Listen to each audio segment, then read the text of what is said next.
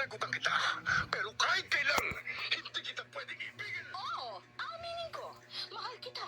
Nang dahil sa salapi mo. At nang dahil sa pag-ibig ko sa iyo, handa akong pumatay at mamatay. Katawan ko lang ang minahal mo. At hindi ang pagkatao ko.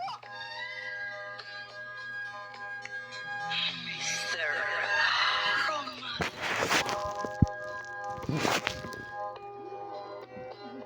Kumusta po kayo? Mga giliw naming tagapakinig.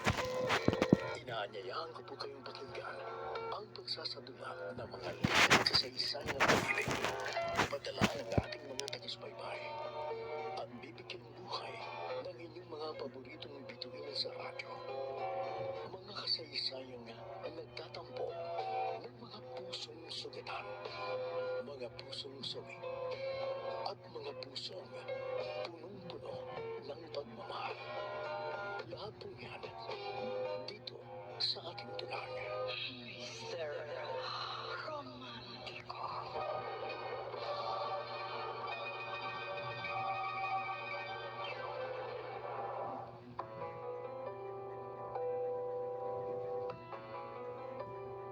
Magandang umaga po, mga giliw naming taga-subaybay.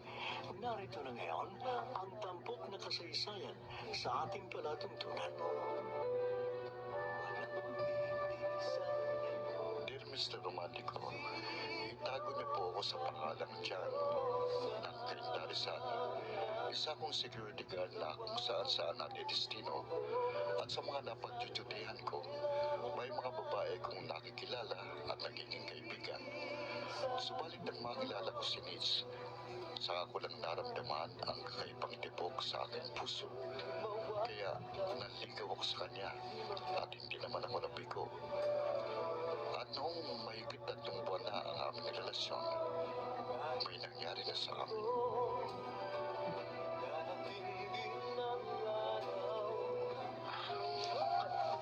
John, bakit ka napailing? Nitz, sorry. Sorry? Nagigilty ako eh. Kasi masyado akong naging mapusok. Ano ka ba? Wala namang problema dun. Nitz, Ginusto ko rin naman. Tsaka hindi mo naman ako pinilit na magmotel tayo. Praktikal akong babae. Tsaka hindi lang naman tayong ganito. Yun ang ibang mga kasama ko sales lady sa mall. Sila pa nga yung nagbiyaya sa mga boyfriend nila. handa akong panagutan ang nangyari sa atin. Pakakasalan kita. Akala ko ba wala kang ipon? Gagawin kong lahat. Mag-iipon ako para makasal tayo sa lalong madaling panahon. Jan, Nitz, may nakatabi akong pera sa bangko. Mami, para po sa inyo yun. Gamitin niyo muna para makasal na kayo. Nakakahiya naman po, Tita Emma. Mami nang itawag mo sa akin, Jan. Ma'am, Ngayon pa, na nagbabalak na kayong pakasal ng anak ko. Hindi po kami nagtapat ni John ng tungkol sa nangyari sa amin at sa balak naming pagpapakasal para kayong gumastos. oo nga po. Ang pera niyo sa bangko, separation pay ni Daddy yun sa kumpanyang dati niyang pinapasukan nung nabubuhay pa siya. At inilalaan niyo po yun sa inyong pagtanda. May buwan ng pensyon naman akong tinatanggap. Saka nag-iipon po kami ni Nitz para sa pagpapakasal namin. Oo nga po. Ang gusto ko, magpakasal na kayo kahit sa West lamang.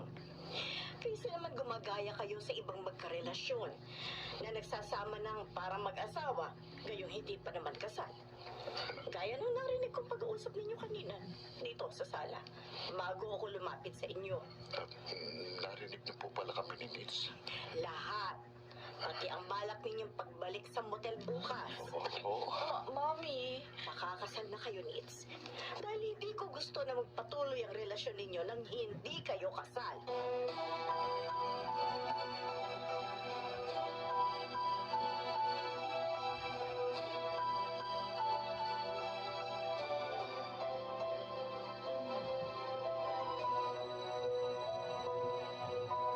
May asawa ka na pala, Nitz. oo Mandy. Last week kami kinasal sa West.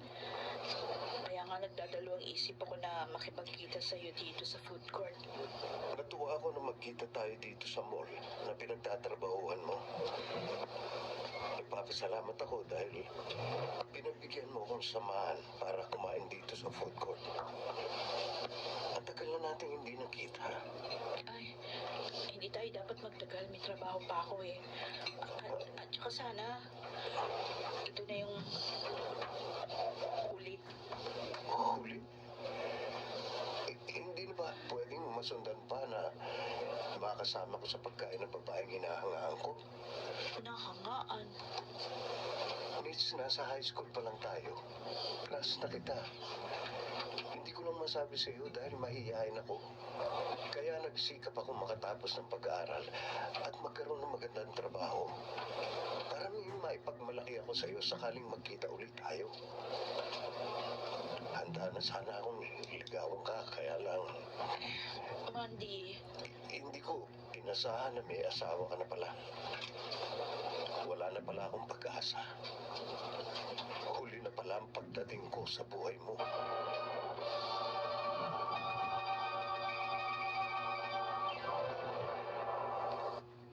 Mr.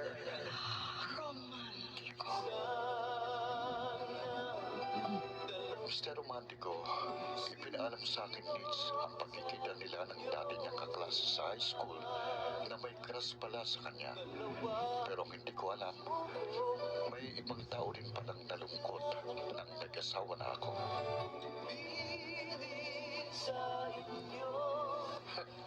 Alice, matindi na yan ha. Anong matindi, Tony? Nabanggit ko lang sa iyo na nag-asawa na si John. Nalungkot ka na. Hindi naman. Nagulat lang ako dahil... Dahil may gusto ka sa kanya. Ay, wala Kaibigan ko lang siya. Lahat naman kaming gwardiya sa school na katapat itong tindahan mo. Kaibigan mo eh. Kasi nga, suki ko na kayo dito sa tindahan ko. Pero sa aming lahat, Gusto ko mangutang ng 20,000 pesos. Pero sana hindi ko kailangan magsabit ng kung ano-anong personal na dokumento. Sana hindi ko rin kailangan ng collateral at wala lugar. aming lahat, kay John ka mas malapit. Hindi totoo yun. Pare-pareho naman ako malapit sa inyong mga customer ko Oo. Kaya mo bang patunayan sa akin na wala ka talagang gusto sa kanya? Oo naman. Sige nga. Sagutin mo nga ako pag nanligaw ako sa'yo. Ano ka? Sinuswerte?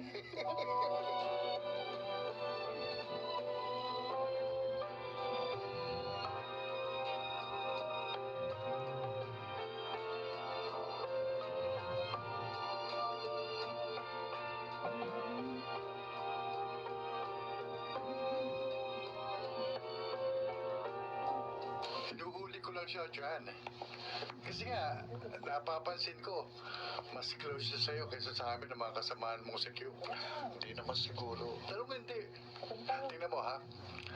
Kapag kami nangungutang sa kanya, nagdadalawang isip siya. Pero kapag ikaw ang nagsabi, ibibigay yata kahit ang lahat ng laman ng tindahan niya.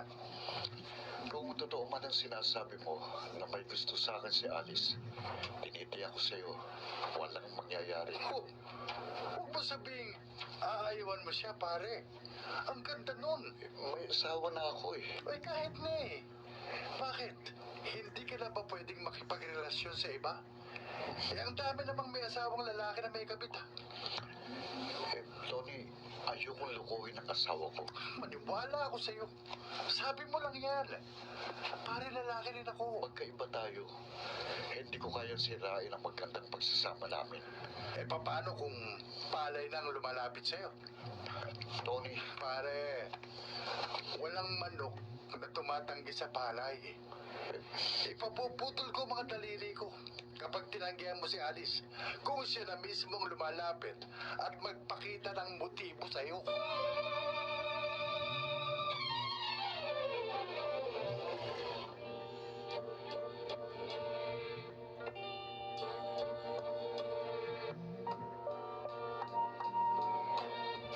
Sir, may napili na po ba kayo? May nagustuhan na kayo?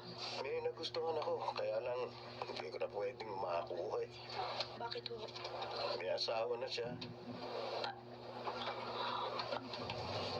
Mandy? Ako nga, Late lang ako kaya hindi mo ako nakilala. Pero kanina pa ako nakatayo rito sa pwesto mo at nakatitig sa'yo. Bawal sa aming mga sales lady makipagkwentuhan ng matagal sa customer. Hihintayin ko ang break time mo. Magmerienda ulit tayo. Na, Nits, nakikiusap ako. Gusto ko lang makapag-usap tayo ng matagal. Huwag mo naman sana akong tanggihan. eh, Mag-uusap lang tayo. mahirap na. Baka makarating pa sa asawa ko yung tungkol sa'yo. Ikaw pa yung pagmula ng away namin.